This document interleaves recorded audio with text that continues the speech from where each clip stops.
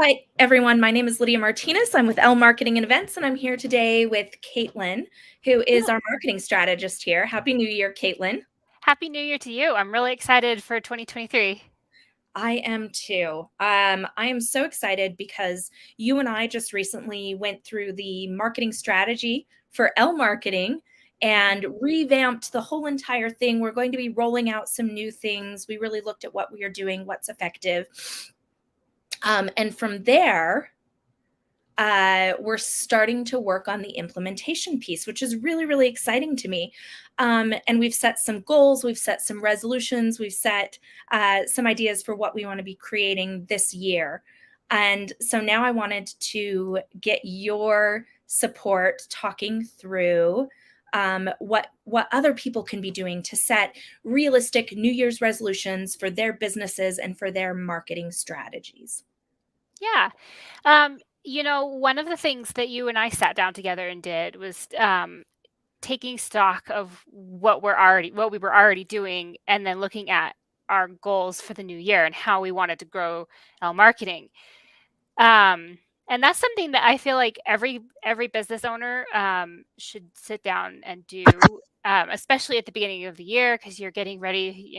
You're getting ready to set budgets, getting ready to start a new year. Um, so there's a couple of things that you can do um, for that, and basically, so the first step is to take a look back. What have you been doing marketing wise? Have you been posting on social media? Are you doing text message marketing? Any of those things? And then doing kind of a cost benefit analysis, seeing, what is it costing you to do whatever it is? And then are you seeing any return on investment? Well, and the other thing to keep in mind with a cost benefit analysis isn't just the cost to do it in terms of dollars and cents, but how much time is it costing you? Because as small business owners, like the thing that we never have enough of is time. hmm Yeah, and I think, and that's another really important consideration. If it's costing you too much time, and you're becoming time poor, might want to take a look at, either, is this something someone else on my team can do if you have a team, or is this something I could, farm out to an agency? Is it Um, something that can be automated in some it, way to yep. make it a little bit faster? All of those things. hmm I love that. And yeah, and the other thing that you can do is batch your content. We talk about this a lot with a lot of small business owners. Um, Doing all of your social media creation one week, then the next week scheduling it out. Writing your e-blasts one week, and basically, if you're kind of a solo operation, that helps you stay organized a little bit better, um, to help you manage that marketing time, and Yeah. to really, um, decide how much money or how much time you're willing to invest in your marketing each Yeah. week. I like that. You know, one of the things that we looked at Elle Marketing and we decided to switch up entirely this year was last year, I started out the year doing a monthly workshop. And we just weren't getting that many people at the workshops. And it's time consuming for me to prepare for them. Having them roll out on a monthly basis wasn't necessarily super effective. But the really interesting thing was when we moved it to a 6-week marketing boot camp, our attendance went up. And so, yes, it was 6 weeks of concentrated time, but less time as a whole, like doing things, trying to put something together every single month that was new and refreshed. Instead, it was hyper targeted and really, really detailed and really useful, because of when it was taking place. And so that was like huge. It was huge, hmm It and made a really big was. difference. So that's one example of like taking stock and then discarding the things that aren't working. It's okay to get rid of stuff. hmm So Yeah. Sorry, go I ahead. was just going to say you were touching on budget. So let's Yes. move on to talk about how to set realistic goals or resolutions for your marketing budget. How should you divvy that out and what does that look like? hmm Yeah. So basically, at the beginning of the year, you want to make a marketing budget and stick to it. A good rule of thumb in general is about 10% of your revenue, but it's not just money. It's also you want to budget time. And if you're starting from scratch and you don't really have any revenue yet, you need to budget more for your time versus your money. So basically, just allocating your resources for marketing purposes. How do you want to oh wow, lost my words. How do you want to um, give your time and your efforts and your money to your marketing this year? Um, so yeah, that's going to be really important, and that kind of goes in hand with taking stock, because you're also, when you're taking stock, you're and seeing how you want to grow. That's how you determine, how much time, how much money can I put into this effort this year. And one of the interesting things is it doesn't matter how much you grow, you always have to put a little bit of time into your marketing, even if you can pay to outsource or you can have somebody on your team pick up some of that marketing effort. You have to be available as a business owner to give feedback, give insights, make sure that the team that's helping you understands the direction and goals of your marketing. Um, you have to sometimes be the face of your brand, and that might mean appearing in videos, posting behind the scenes stories, things like that, because you don't want your marketing to feel canned or cookie cutter. It needs to be personal. And so, whatever that ratio is of time versus money spent, you do have to actually be willing to invest some time to have the quality be there. And so Mhm. that's something I've actually set aside for myself this year. I don't know if anybody on my team has noticed it, but I've set aside 2 hours every single Monday to work on my own marketing for my business. Yep. Um, that's something I didn't have necessarily the time or mental space for last year, but I'm looking forward to the creativity that that will give me for this year. Mhm. Well, and it also helps you grow your business, because I mean, especially for if you're the face of our if you're the face of your brand, that personal, I guess, personal touch with your marketing really helps you reach the audience that you want to reach, because you are your brand. Exactly. Exactly. Well, perfect. So let's move on. So you've taken a look at what you've been doing and what works and doesn't. You've got a budget. What comes next? Yeah. So there are a couple of things content wise that you can do that I'm really excited about. The first thing is getting comfortable doing video, and I'm sitting here in front of you getting comfortable doing video.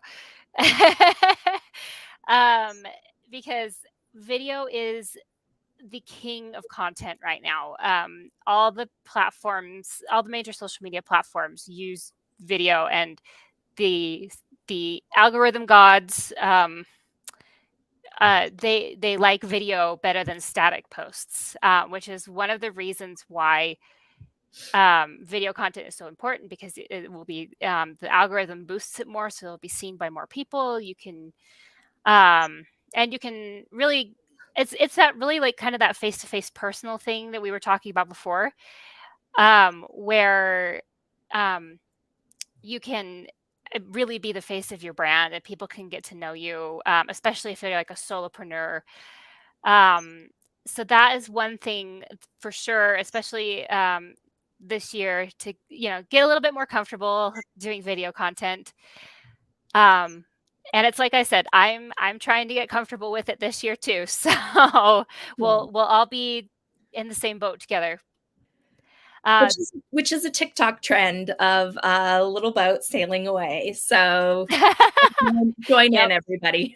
yep, it um, is. so one of the things for setting realistic resolutions for your marketing plan with video, one of the things that I'm starting to do, because we're getting ready to launch a TikTok channel for Elle marketing, I just sat down for like 25 minutes and did a brain dump for Mhm. different ideas, like stupid or not, that I could do of videos. of. And so for me, and I'm like, I love to ham it up for a camera. And so some of the ideas I came up with are kind of stupid.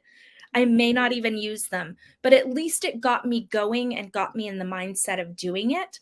And also, I can start taking those random ideas, actually hone them in, narrow them down, and then put them on a calendar.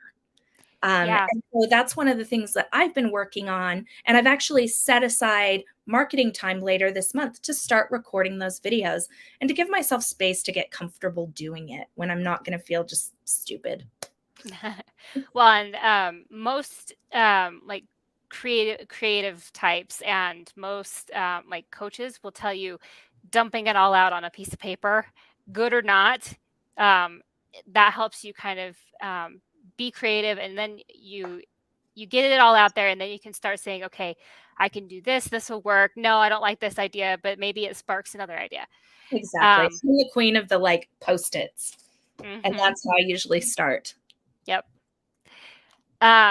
The other thing that we kind of content-wise that we were talking about, that could be a goal for a business owner this year would be starting a blog.